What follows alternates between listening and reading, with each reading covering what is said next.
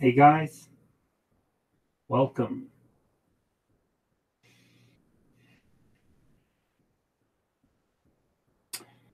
So, what are we going to talk about today?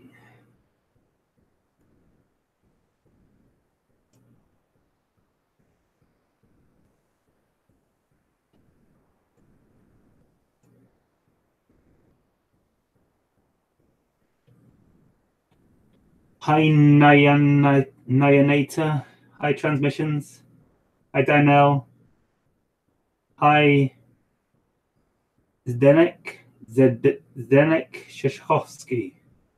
Sorry, not very good at Russian or Croatian or where you're from.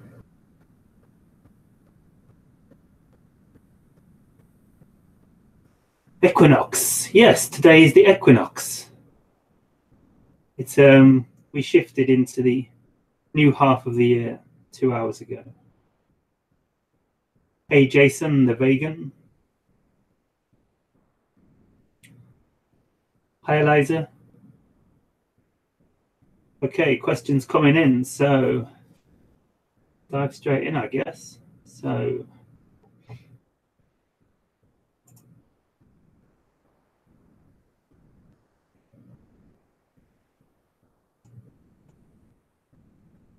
what's the sound and image like, by the way, everyone? Just let me know what the image and the sound quality is like.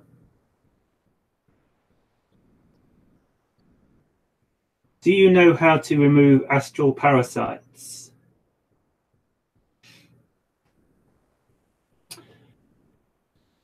Yeah, for one thing, don't focus on them too much because then you're going to be attracting them to you. So, but if you're picking up weird energies, you need to be cleansing yourself, and cleansing's really good anyway. I'm always cleansing, like cleanse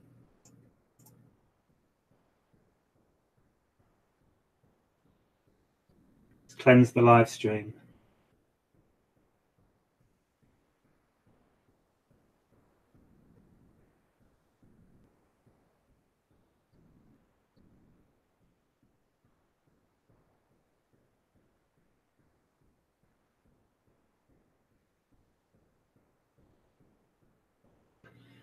Yes, so I cleanse quite a lot because not particularly from like astral energies, but from just like human energies, because obviously there's a lot of negativity still on this planet. So like because I'm very open, because I channel all the time, I pick up like energies very easily.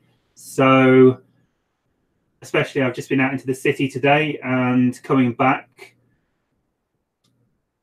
I just like to cleanse in any way I can. So like obviously incense is great. I guess one of the best ways to cleanse is go like swimming in the sea, being out in nature. You really need to like purify your energy and like so you can shake off any negative energy that's you picked up from society or from astral or from wherever. And try and get your frequency as high as you can, because obviously negative energies don't connect with positive energy. So the more you can stay in your love and your light, the more you will naturally cleanse away any negative energy. So follow your excitement, get your vibe up high, do something you love to do, get in excitement, enjoy, because really when you have a really amazing day and you're really enjoying excitement and passion and creativity and an amazing day, you naturally just cleanse, you purify yourself with positive energy. So I guess that would be the idea, is to get our frequency as high as possible, because then we just become high frequency and we just purify ourselves, and like anything negative doesn't like the light, so it just sort of purifies and transmutes. So yeah, that'd be whatever you do to cleanse yourself, whatever works best for you. Like yeah, like swimming in the sea is one thing that comes to mind, or being out in nature, being out somewhere high vibe, going for a run and get your chi moving. Perhaps deep breathing exercises to raise your chi, raise your vibrational field. anything you can do to raise your frequency and increase the love light quotient in yourself, increase the love, increase the light. This will cleanse away anything you do not prefer.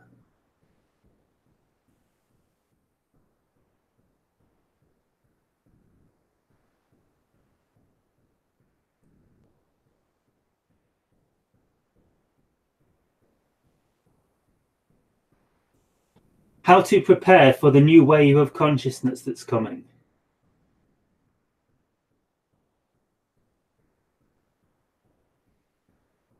I guess we need to like work on our beliefs, work on our stuff, work on our healing, our processing, our out of alignment beliefs. We need to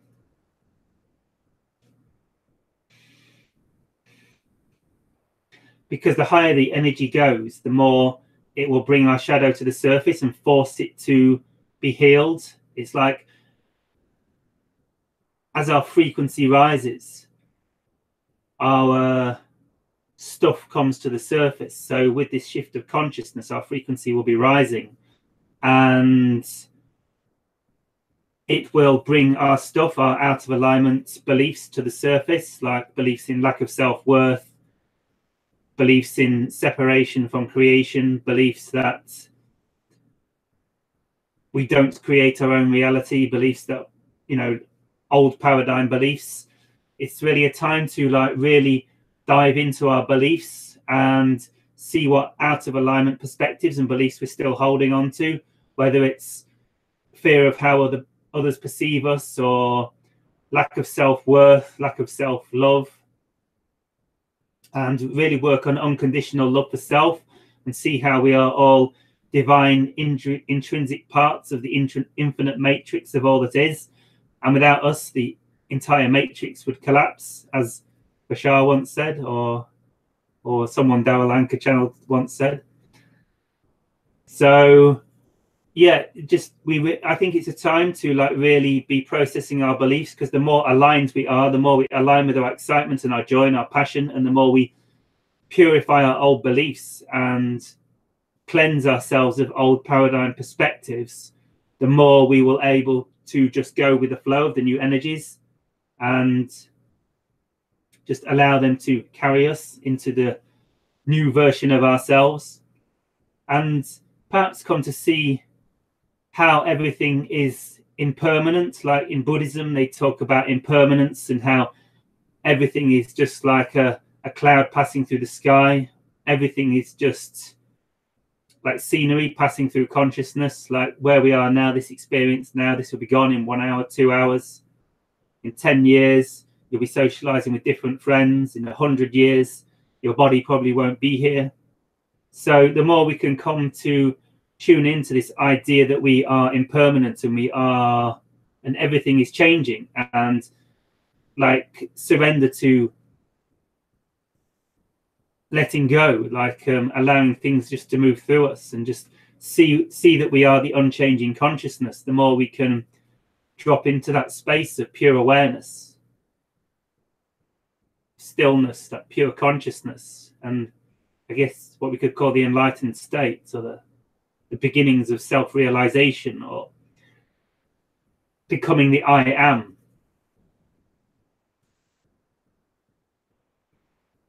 And the more we can derive our sense of well-being from our consciousness and see that well-being comes from our inner state, and our outer state is only a reflection of our inner state.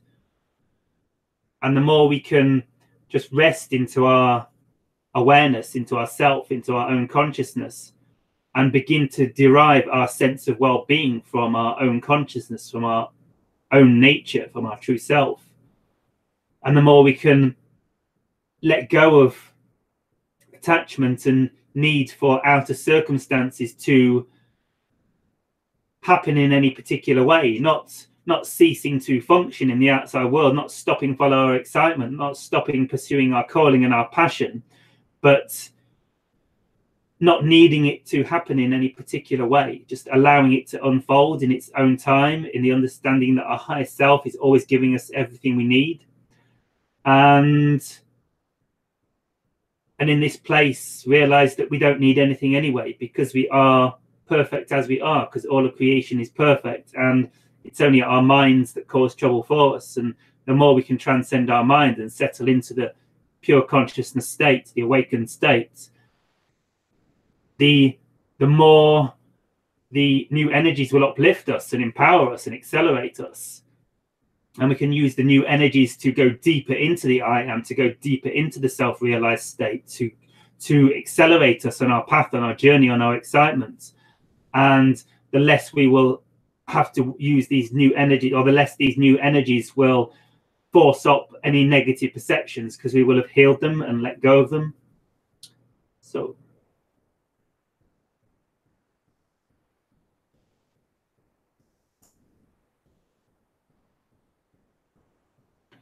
hi Stephanie, hi Courtney, hi Eliza. Did I already say hi to you guys? Maybe not. I don't think so. Where are we?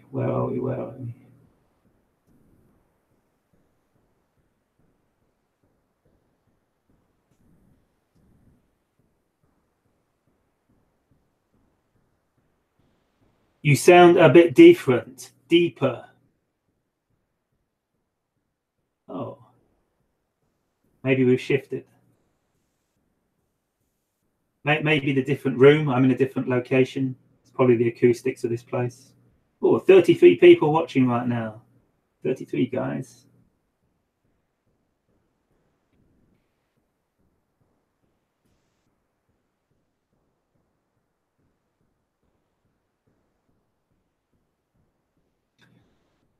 How can you tell if some ET people are watching you?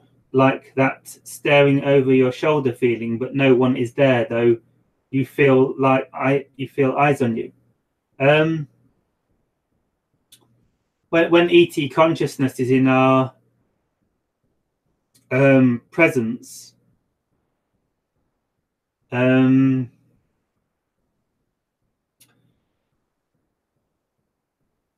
stronger it comes in, the more we notice how much it's shifting, and it can take on a few different forms. In my experience, it can be a very, I often, when I'm beginning to connect into ET consciousness, when I sense like they're merging into our dimension, like actually the physical ships are beginning to merge into our dimension somehow, and they're actually entering our space-time. At first, it can often be a feeling of love, or often like your heart will begin to open. You'll begin to feel like just a really powerful sense of love for no apparent reason. And it can feel quite dreamy as well. And in the more intense experiences, when they come in really strongly into our consciousness or into our reality, I find we go into a deep presence, this sort of present state that I was just talking about, the I am state, the pure consciousness state. When extraterrestrials come into our realm, into our reality very closely, it's like, vroom. You often hear in reports of UFO sightings that people say like the atmosphere was electric, like time seemed to stand still. There was an eerie feeling in the air. Reality changed. Something wasn't right. It felt dreamlike. And it's because we're merging auras with them, because they've got massive auras. Like I feel like their auras and the auras of their ships, because their ships are conscious too. Their ships are manifestations of their higher self, and their ships are conscious. I feel their auras are like, can be like miles wide almost. So when they come into within 1 to 2 miles of our reality and even closer, we get absorbed in their aura, and their consciousness is so powerful that we sort of just get drawn into their consciousness. And their consciousness is a state of pure awareness, self-realization, bliss, Satchitananda, consciousness, bliss, awareness, or something like that. Satchitananda means it can feel like I would say a strong feeling of presence. It just brings us really strongly grounded into the present moment, Like if you meditate a lot and you might have these glimpses of presence, but your mind wanders. It's like the mind just disappears. The mind's just like gone. You might have the odd thought come up. It might trigger some thoughts, but generally, when you merge auras with them, the mind just sort of ceases, because you're merging consciousness with them, and you just become into this deep presence, and it can be a very mind-blowing experience of deep presence and deep groundedness in the present moment. It's a very joyful and a very deeply peaceful, and the first time you experience it can be mind-blowing to know that it's even possible to experience like that. That was my first experience when I first experienced contact with them.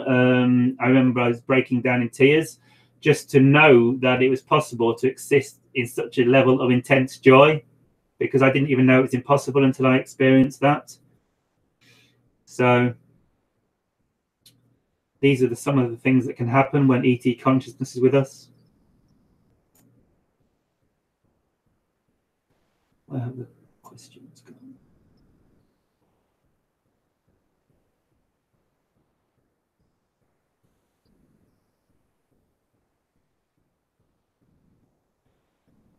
Hey Jay, I have had crazy heartbeat on sauna 2 hours ago for the first time on sauna, and I thought Equinox is tomorrow. Wow. Anyway, I have prepared for this and it's beautiful.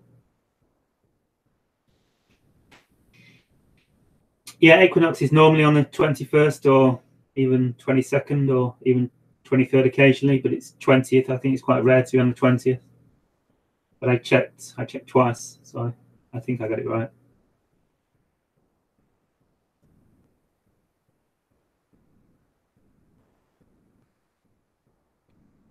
Yeah, a very fast heartbeat can be a symptom of a spiritual awakening, but I can't say for sure. Yeah, I mean, if it's in the sauna, you know, keep an eye on it. You know, don't take my medical advice. You know, I don't know what's going on. I don't want to say, but yeah, I don't know is the honest answer. But I can say that it can be a sign of a spiritual transformation of some sort.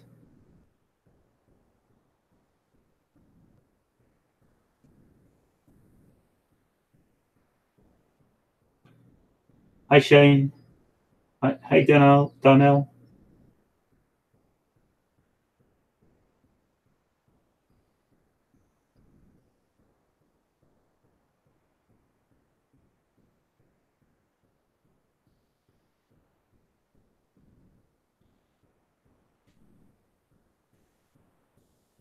I noticed the last shift, food is different here. Food is a whole lot purer and rid of toxins. Cool.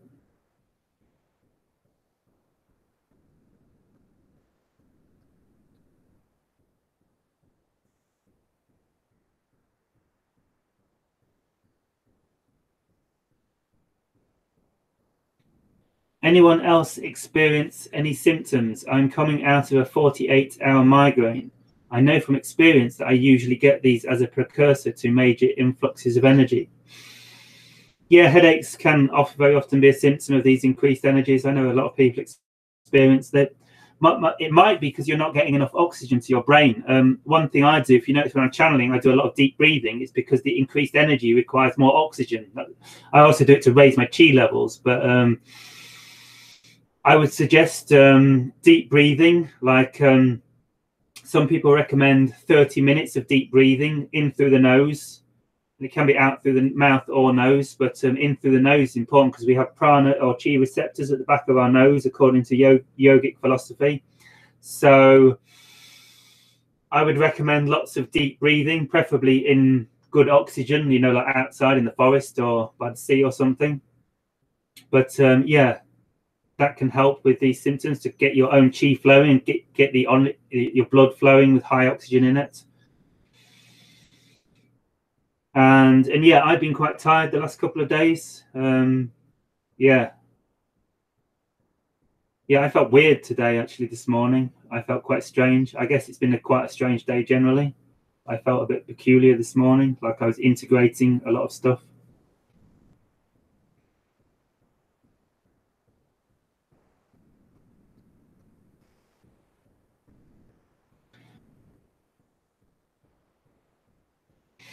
Yeah, and plenty of rest as well. Like, yeah, someone else saying they're getting headaches. Yeah, yeah, plenty of oxygen in your system, like plenty of deep breathing, but also plenty of rest. You know, if you can relax, relax, relax, don't do it. So yeah, I'm going to try and relax a lot over the next few days. That's my plan.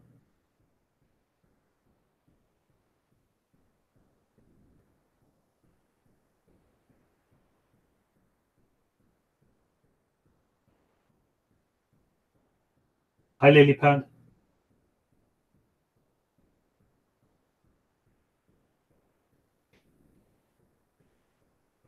Yeah, it feels like we are really going to go through a shift. I mean, I don't know if it's going to be as spectacular as someone are predicting, but yeah,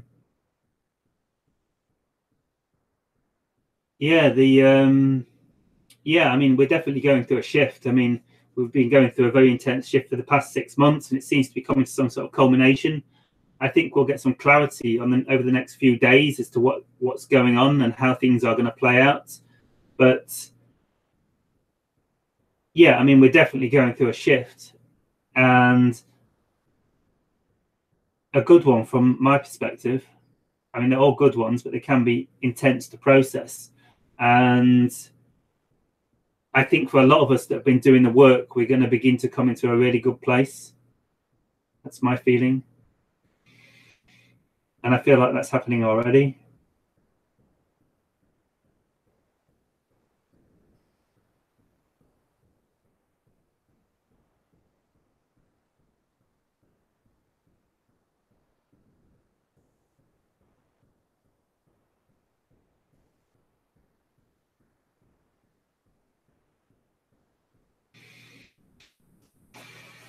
Exercise as well. Yeah, a lot of people saying they're getting headaches.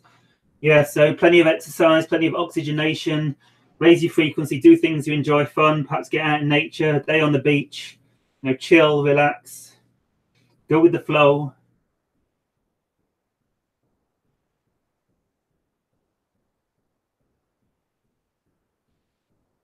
While astral traveling, how to defend yourself from negative entities that may want to attack you. Love, love is the key. Love transmutes all. Love them. This is the secret to love them unconditionally, to love all beings unconditionally, because negative entities don't like love at all. So you've got to love them, but don't like love them to get rid of them, because that isn't love, really, is it? You've got to truly love them, truly like see that they're aspects of creation. They're like fascinating aspects of creation, and it's all like amazing, and it's all like, wow, look at this infinite consciousness playing out. Look at all these negative beings scuttling around. How amazing they are. I love you. I love you so much for showing me how reality can play itself out. So yeah, that's I've never had many experiences with negative entities, but the few times that I have, I just love them. I just love them unconditionally, and they don't like love.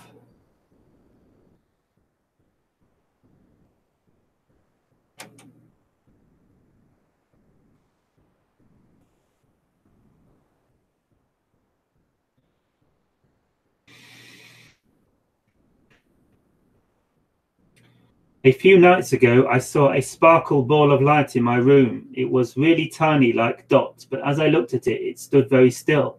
I didn't pay much mind to it, but it's the second time I saw it. Could that mean the veil has lifted? Yeah, I mean, these are signs. It's a process. I don't think it's like all of a sudden the veil lifts and we're going to see every dimension in creation. But this is definitely the process we're going through. The veil is lifting. We're becoming more aware of our multi-dimensional selves, and yeah, and we're becoming more of the frequency of these other multi-dimensional consciousnesses. Perhaps it's not in a sense that the veil is lifting. It's that we are becoming a consciousness that is a match, that is going beyond the veil. It is, we are moving beyond the veil. We're moving into a higher frequency of reality, and so we can see multi-dimensional beings in our reality. more easily because we are more similar frequency to them.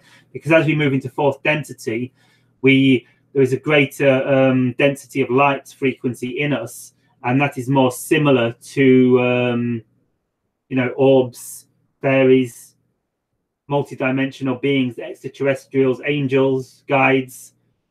All these things, they live on a more higher density of light, like fourth density, fifth, sixth density. So as we move into a higher density of light ourselves, we become the same frequency as them. And to quote Bashar, you cannot perceive that which you are not the frequency of. Or did I say that right? You cannot perceive what you are not the frequency of, or not the vibration of. So to be able to observe, to be able to see something in your reality, you have to be a similar vibration to it. So we're beginning to match the vibration of these multidimensional things and interdimensional beings. And this is why we can see them more and more.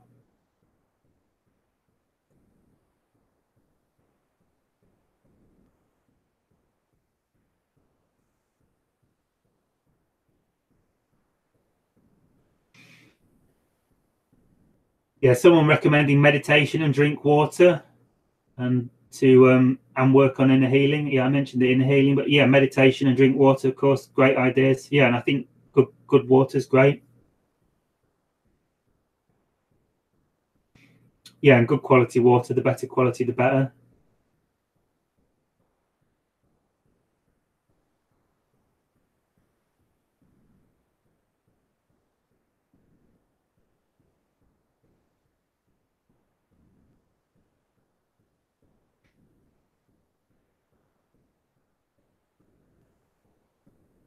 Yeah, I've just found a spring, a really good quality spring, like literally 1 mile from the house, which is quite awesome. It's really good water as well.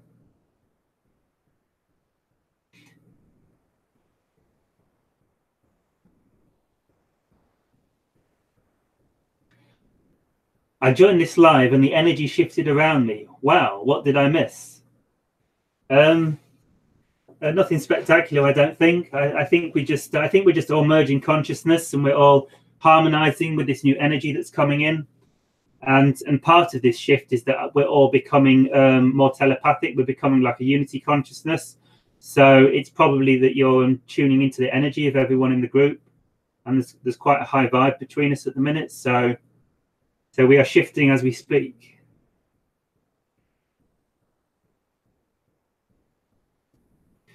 Jonathan, have you ever connected with Andromedans? Yes. Not much, but I have, yes. And the way I experience Andromedans is a very like magnetic energy. That energy reminds me of if you ever hold some of those grounding crystals. Is it called hematite? I can't think. What's that silver grounding crystal that people use? If I hold that, it creates like this sort of magnetic grounding feeling in me, and that's the energy I experience when I connect with Andromedans. I call it like magnetic energy. It's very powerful and like in a way dense, but not negative. That perhaps very high density of light in some way. I don't know. It's a very grounding magnetic energy, the energy of Andromedans. I haven't connected with them much. Do you meditate? Yes, I do meditate. Yeah, sometimes for like an hour in the morning, sometimes an hour at night, but not very strictly. I want to do more. I'm getting a strong feeling to meditate more lately, actually.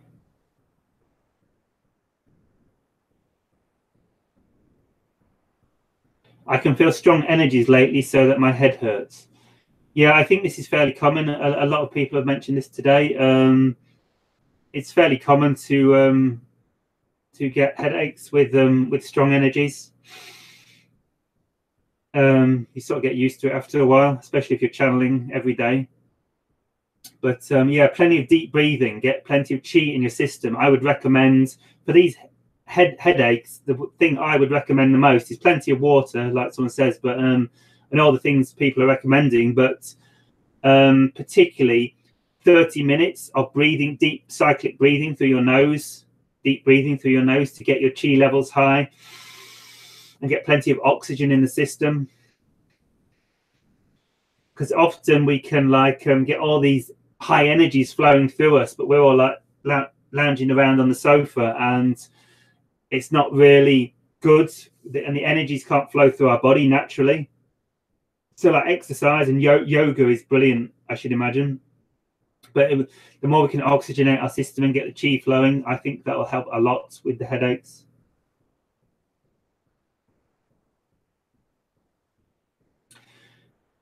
Very weird today, blah.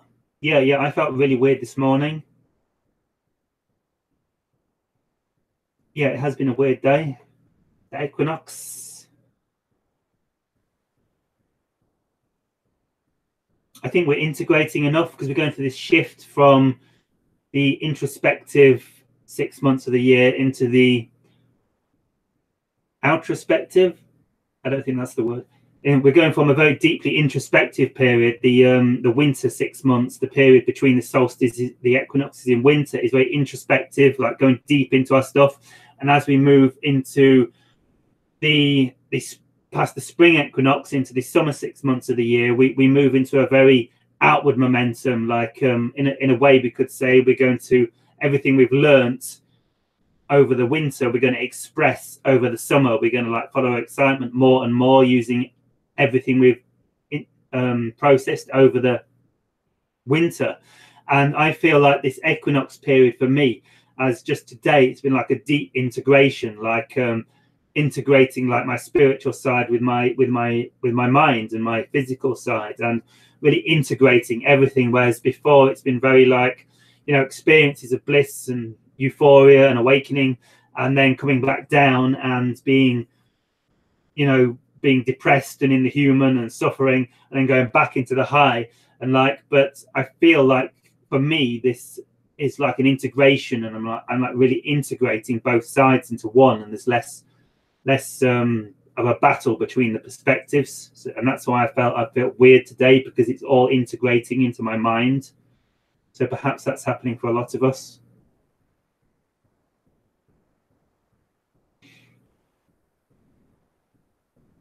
Yeah, and as for me, I eat less, only more water. Yeah, eating less can definitely help with the headaches as well, because eating burns a lot of energy in our systems. It's very exhausting for the body to digest food.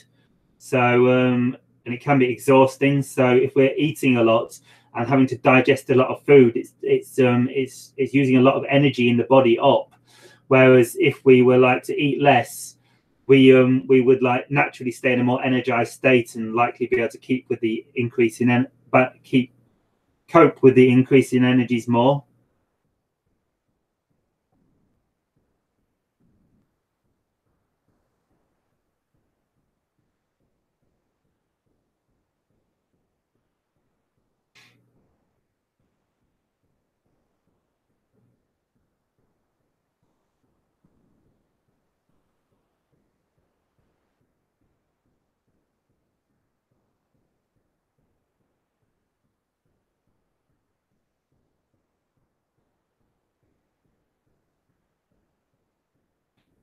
There is a massage in the head on the zygomaticotemporal nerves, and it goes from the temples to alongside the head to the back. These nerves are related to the sinuses.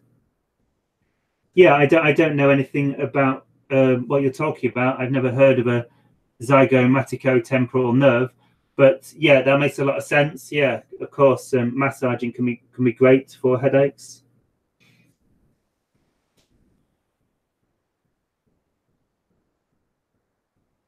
Jonathan, can we ask your guides to assist us during this transition?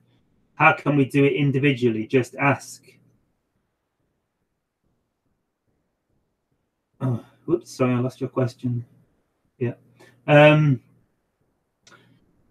Yeah, you say, Jonathan, can we ask your guides? I don't know if you meant to type our guides. I presume you meant to type your guides. Yeah, I mean, like the Yael and everyone and the Pleiadians, they're all here to assist us with this transition. And for sure, they and like especially angels. If you've ever worked with angels before, one of the message the angels always give out is we want to help you, but no one ever asks us for help. So we have, because they have to respect our free will, so they can't help us if we don't ask for it. So yeah, for sure, ask my guides if you like, but particularly ask your own guides. We all have guides. We all have aspects of our soul that are here to assist us through this transition, and we have a lot at this time, because all of creation, and particularly all of us, our soul and our oversoul, understand that we're going through a super intense transformation at the minute, and they're all here to assist with it, but they've got to respect our free will. And this is one of the reasons the ETs aren't interacting with us much at the minute, but that's another story. But yeah, when we ask our guides to assist us with this transition, yeah, they will for sure, yeah, just ask, but perhaps in meditation, but yeah, just go into a meditative state, get as tuned in as you can, or as meditative as you can, as quiet and peaceful as you can, and just say, "Hi self, I could use some help here. This is getting pretty intense." Or just ask, guides, angels, higher self, can I have some help? Can I have some help on smoothing out these energies somehow, please?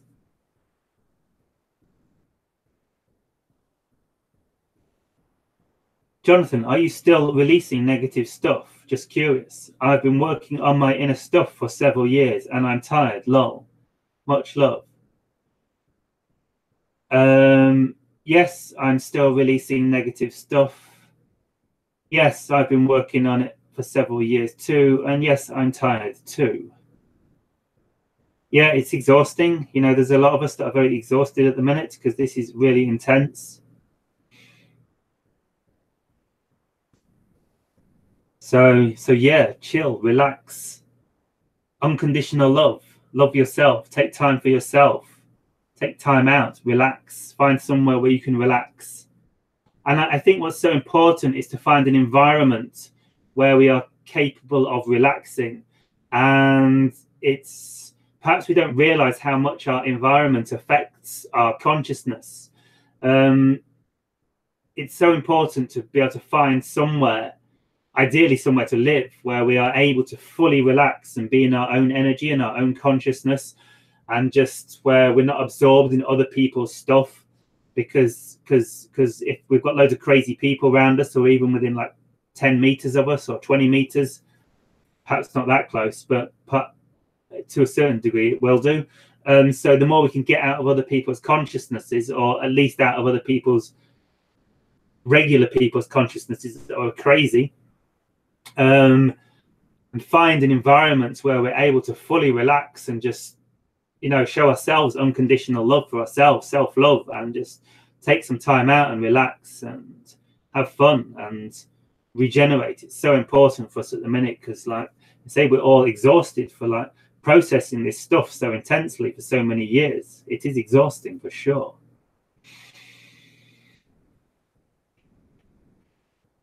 You're not the only one that's tired, I assure you, Dana. My children are sensing these energies and having very deep dreams that are somewhat scary to them. How do our kids about these frequencies? How do our kids about these frequencies without overwhelming them? I think you made a typo. I'm not quite sure what you mean. I mean, scary dreams, like nightmares, are processing. So know that these dreams are good because they're facing their fears in their dreams. They're obviously doing a lot of processing in their dreams. So they might be scary, but that's good because they're facing their fears in their dreams. So this is going to help them in their waking state. So that's good.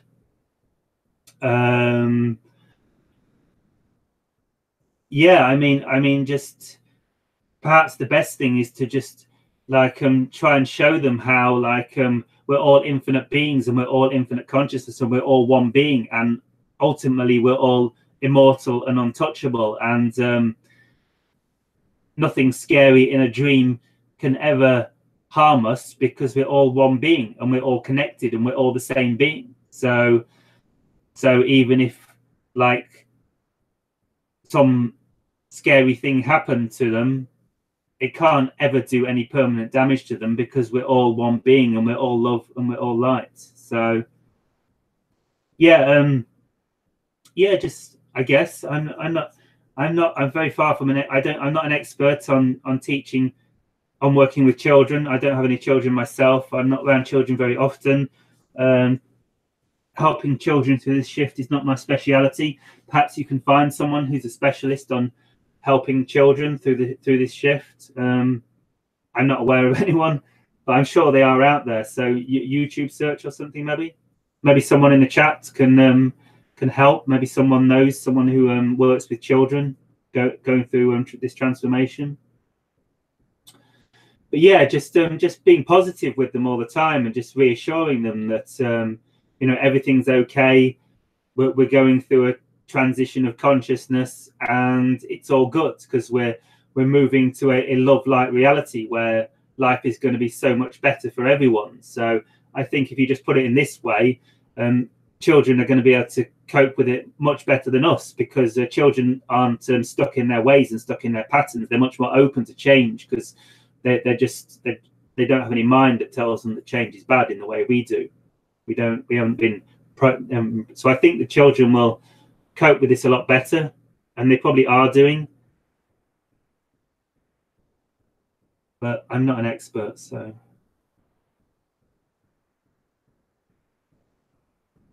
I am able to erase chemtrails from the skies by focused intention. How am I doing this so I can teach others to help as well? Good question. So about 8 years ago or something, I was playing around with similar things myself, like what we sometimes call cloud busting, where you focus on a little white fluffy cloud and make it disappear. And also I experimented with dissolving chemtrails, and I wasn't sure if like the clouds are really disappearing. I was thinking, well, maybe small clouds naturally disappear anyway. Maybe it's not me doing it. So one day I sat down the sky was completely overcast. There was a blanket of cloud covering the whole sky with no blue sky. And I decided I was going to try and make a hole in it with my consciousness. And I sat down to meditate for about 20 minutes and visualized like a blue circle of sky appearing over my head. And I came out of the meditation and looked up, and I'd actually done it. I actually created a perfect circle in the clouds cover above my head, and that blew my mind a little bit. So this is possible for sure, and there's many people that do this, that play with the weather. And yeah, so I just used to visualize. Like it turning blue, just like visualize perhaps the cloud dispersing and just sort of dispersing into like rain or moisture and just dissolving or something, and just visualizing the blue sky appearing behind it and just focusing my consciousness on the area intently. That's how I used to do it. So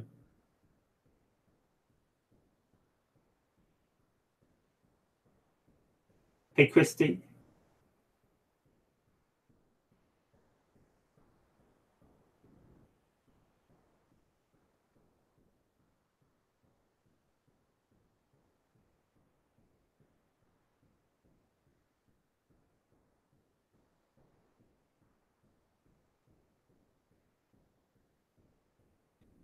What are some nice planets to go when astral traveling? They're all nice. I don't know the names of any planets. I've been quite a few places in deep meditation. Where did I go? Where did we go once?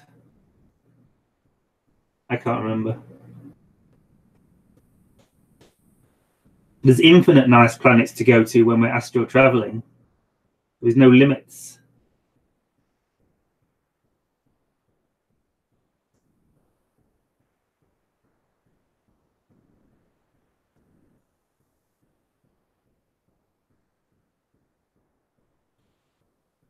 Thank you, Bobby. Happy equinox to you too.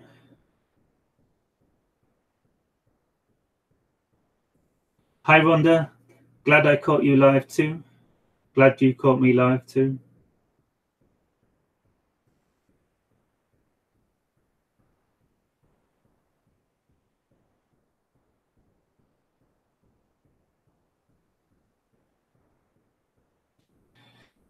Is the Yahyel civilization still planning on being the first race to expose themselves here on Earth? So my perspective and what I've received from the Yahyel and the Pleiadians is that the Yahyel are not going to be the first civilization to make open contact with humanity. The Yahyel are going to be the first hybrid civilization, hybrid grey human civilization, but they're not going to be the first civilization. And I believe Bashar has said this too, although I'm not 100%, but people have told me that Bashar has said this too. And the Yahyel will be the first hybrid race, but they won't be the first race. From the communications I've received, the Pleiadians are going to be the first race. And contact with the Pleiadians is amping up at the minute. So,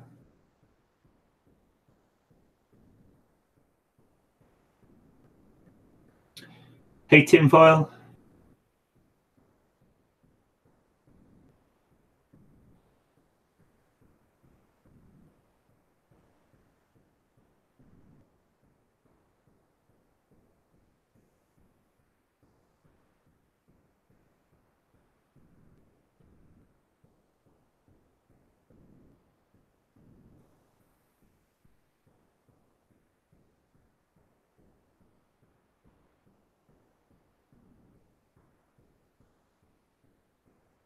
My archangel is Ariel. She's probably getting tired of me asking for help.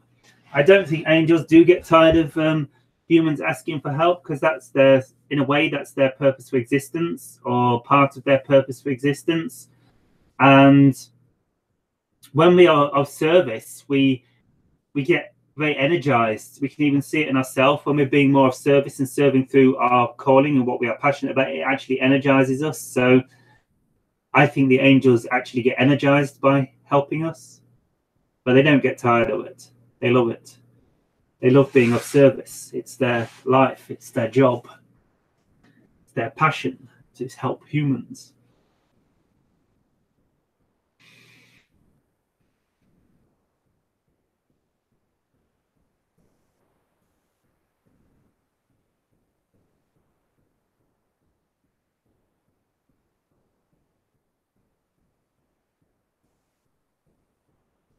Help me make folks laugh and feel better from now on, Christ.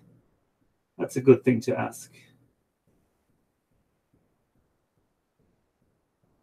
You must be much wilder, much wiser than some of your comments portray.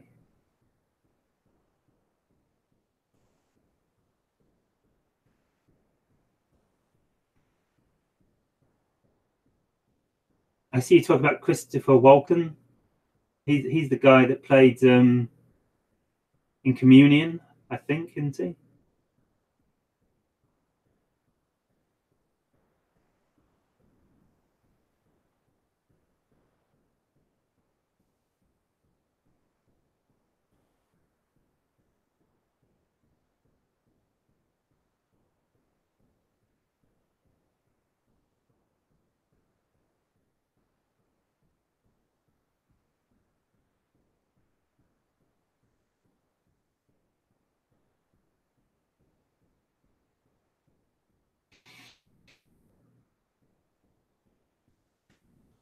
I am very excited about this energy inflow.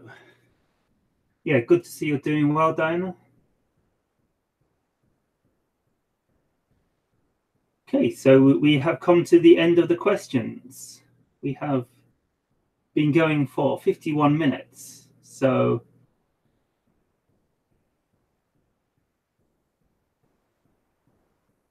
The Prophecy is the Chris Walken movie. Okay. Yeah, so if anyone has any more questions, just quickly type them out now, because I think that's a good place to call it, because I'm a little tired too from all these intense energies. So perhaps that's a good place to leave it for today.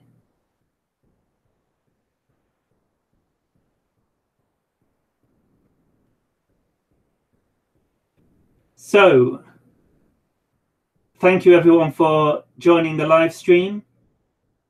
It's been a really good one. Really enjoyed it today.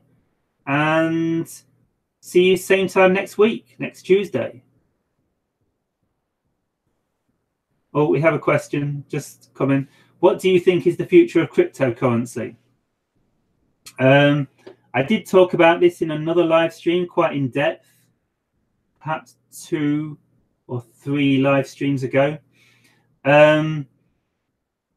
Just briefly, hi Natalie, we're carrying on for a few minutes. Welcome. So the question was, what do you think is the future of cryptocurrency? So just briefly before we finish up, the